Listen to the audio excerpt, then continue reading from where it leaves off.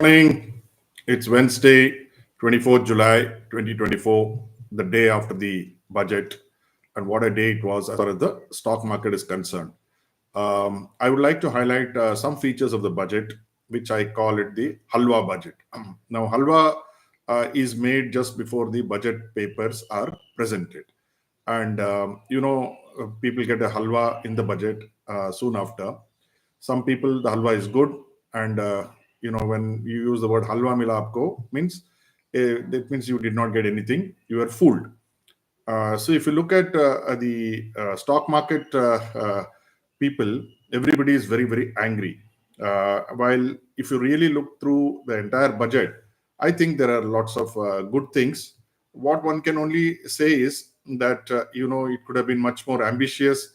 There were no big bang reforms. It was an incremental budget, but a budget which will please all is what I had thought. And I think she has done that. Let's quickly run through some highlights. I've put some slides. Let's see how it goes from here. Okay. Yeah. There we are. So this is what I call the Halwa budget. So this is Mrs. Nirmala Sitharaman, who is serving the halwa to her office colleagues just before the budget. And what has she done? Subsequently, we'll know. So if you look at what the stock market guys are talking, they think that, I don't know who you are, or where you are, but I will find you and I will tax you. Because the taxation which has happened significantly on the stock market activities, which was expected, but not so harsh, I would say. Now, the focus has been on employment, skilling, MSME, middle class, and tax structure under new regime revised. This is what is by and large we've seen in the budget. See, what happens is urban people like us and most of us who are in the stock market will never understand the true gamut of what the challenges which a government faces, especially after having lost the elections. And we are seeing rural and urban employment everywhere. And I think the government of the day, whichever government it is, should focus on those activities, those areas, and try to bring relief to the crores of people who are struggling to make their ends meet. So just let's look at the budget snapshot. The fiscal deficit, for instance, it has come down. They are projecting it to 4.9. Now, if you look at it, it was somewhere around 6.7, and from 7.65, and now it has come down to 4.9. What is the significance of it? If you have a low fiscal deficit, then the interest rates in the economy will come down. Also, you have foreign rating houses like Moody's, S&P, who will take a kinder look and may upgrade India's status. The moment you upgrade India's status, more money will start pouring in. So whether we like it or not, in the short term, in the long term, it will benefit this country. So that is what I think is the highlight of this budget as far as the macroeconomics is concerned, apart from the giveaways. Borrowing is more or less the same. Capital expenditure is more or less the same. That is why there was a lot of disappointment in the market. But if you look at capital expenditure over the years, it has only increased, and borrowing has plateaued. That is very important. Capital expenditure has only increased. Then revenue expenditure has almost increased, but by and large, it is the same as the revised in the interim budget. Now, where did the money come from? So much money has come. I was mentioning we are cash rich. The gross income tax is there. It has gone up by about 2.7%. GST actually is slightly lower as what they projected. Corporation tax also is lower. Only the income tax, the individual income tax, is has gone up, which is what I was thinking, that they will do something for the individual income taxpayer. They have done, but not enough. Excise is more or less flat. Customs is slightly higher. The non-tax revenue, that is where it has gone up by about 36%, mostly coming from RBI, about 92%. That is dividends and profits, basically dividend from RBI. Other non-tax revenue is there, but interest receipts have increased, have come. So that is what the revenue is coming from. So basically, you got from income tax, individual income tax, and RBI. So this is where an increase is seen in your revenues. Then you go to where the money will go. So this time the government has decided, it's a very good move. They're transferring to states about 12% extra. Home affairs, which is police and paramilitary and other things, about 8.4. It is just there is a increased allocation. Agriculture increased allocation about 3%. Pensions, obviously, there has to be an increased allocation because more and more people are retiring, and therefore you need to increase. But if you look at lower down the order, transport, defense, rural development, food, there has not been any increase. So that is why yesterday you saw defense and railway stocks, for instance, coming down. Then you have, look at what the expenditure is. The top of the tier is defense, which is about 4,54,773 crores. It is the highest. Actually, in country like India, we should spend less on budget defense and more on rural development or agriculture. Education, you see, it is down 1,25,000. Down means I'm saying it is down in the order. Education, health, which are lower in the order, should have been actually higher. I hope that the governments now and later will do some rationalization in defense and push education and health slightly above where they are today. That is good enough. Energy is there, social welfare, commerce and industry, that is part of the regular goings on. So that is where your expenditure has come. Just remember, defense, 4,54,000 crores is higher than rural development, which should be really the highest in my opinion, because India is a rural country. Even today, about 75% of India still lives in villages. So as far as farmers, and I was thinking it will be a please all. So what is please all? All major schemes of farmers see an increase in allocation. 1.5 lakh crores has been given to the agriculture sector, and wherever the schemes are there, they have been increased, but one could have visualized that it could increase more. Then urban housing. This is one which most people missed yesterday. 10 lakh crore has been put into urban housing, basically for the poorer section. 10 lakh, 15 lakh. That is the kind of segment which the government is looking at, not the ultra luxury housing. Anyway, the government doesn't do anything there. Then you have allocation. This is a very strange thing.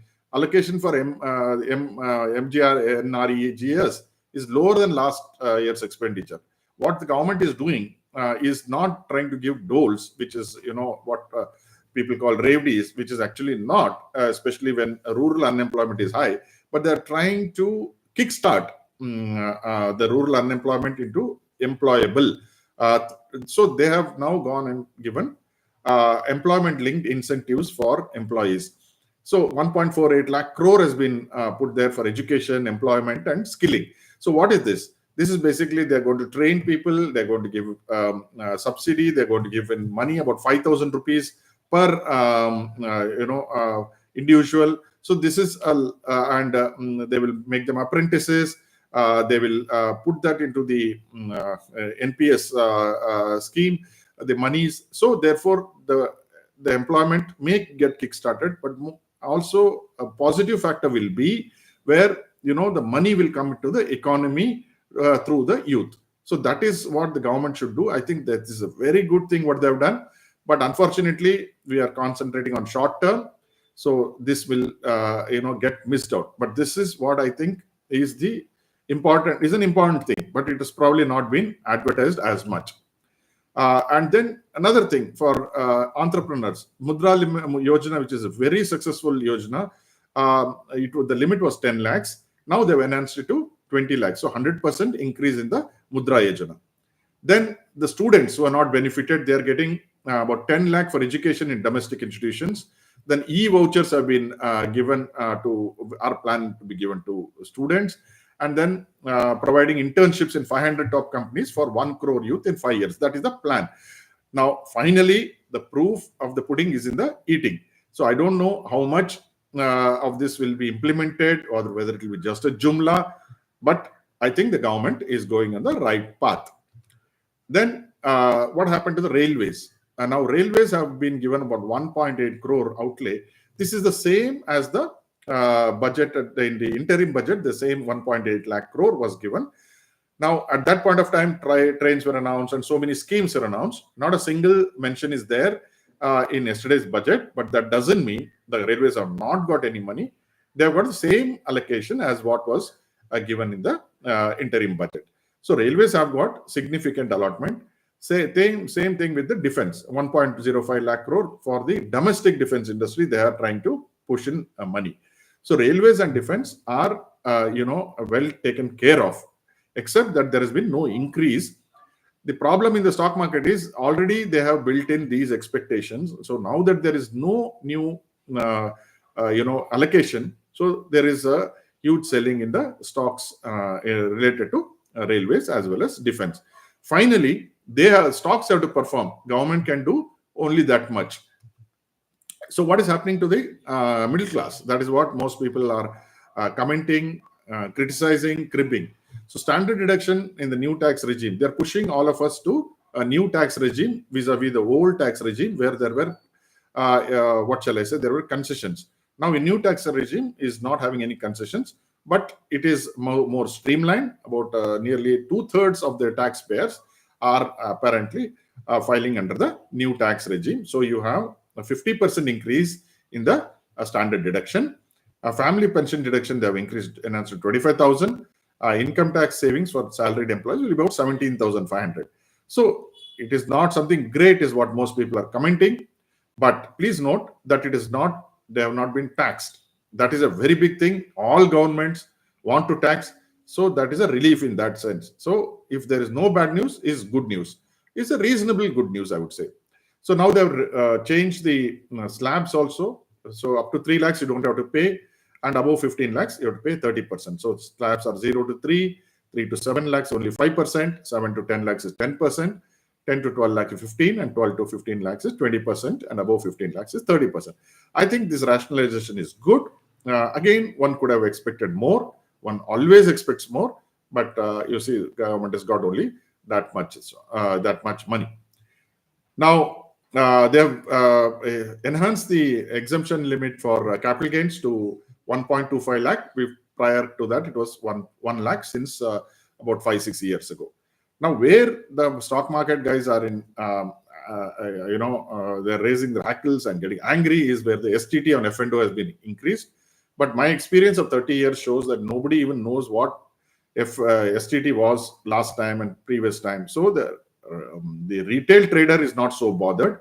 The professional traders will get hit by this. Arbitrageurs will get hit by it. But it is not something which someone should crib. The corporate tax for foreign companies has been reduced to 35%, which is a very good thing. So long-term capital gains. This was a googly. I never expected this. They have hiked it from 10 to 12.5. In fact, I would have expected that they increase the short-term capital gains, which they've increased from 15 to 20, and actually reduce the long-term capital gains from 10 to 5. On the other hand, they made 12.5.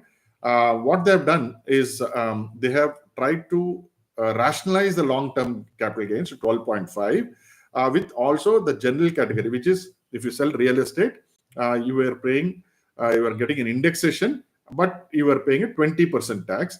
Now you are paying only 12.5, but no indexation benefits. Now it work, but there is something called grandfathering benefits. That is, if you've got legacy properties, you can take the base rate as 2001. On that, you have to calculate your capital gains. So it is not bad in many cases. It is much better than the old scheme where one had to pay 20%, but one had that incentive of indexation. There is no indexation in this. So it is not as bad as it seems. In our excitement to condemn any scheme, we just, without thinking, we go ahead. And this is not. See, what I am concerned is long-term capital gains should not have been increased. In fact, the long-term capital gain general should have been reduced to 10%. It would have given government more revenue. It would have made people happier.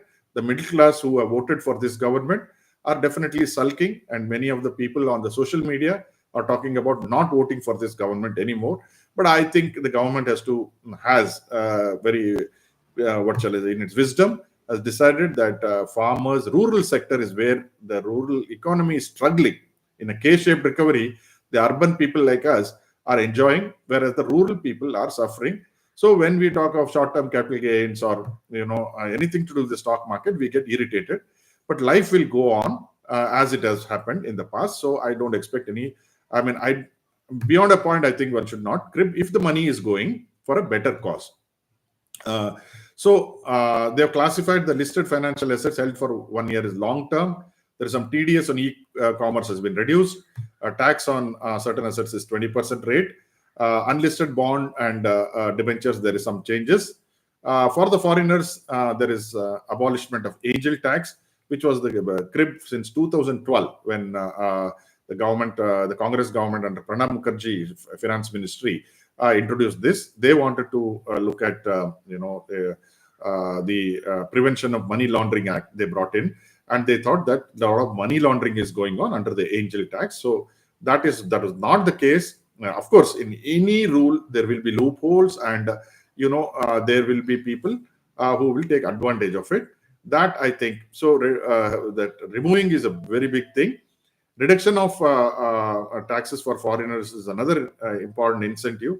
So what I was thinking, what I thought was, see, this is a budget for investors into India and not for the Indian investors. Indian investors have not got anything. In fact, their capital gains have increased.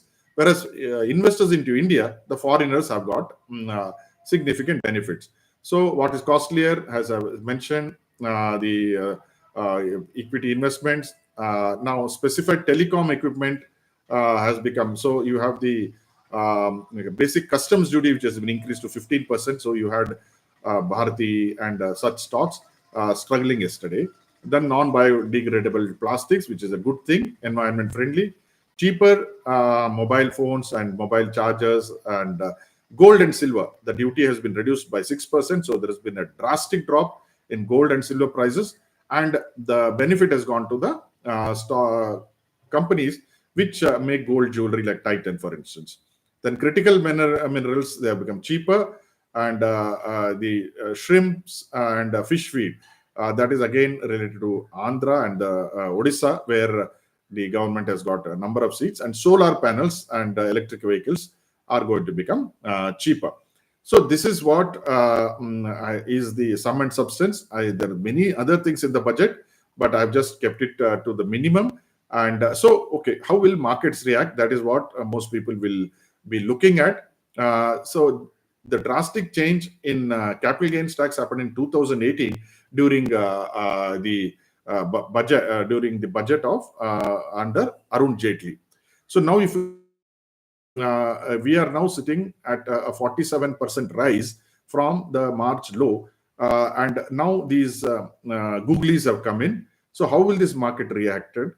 Now, if you really go back to history, this is how the market reacted actually in 2018. In 2017 to 2018, after demonetization, end of 2016 onward, the market took off.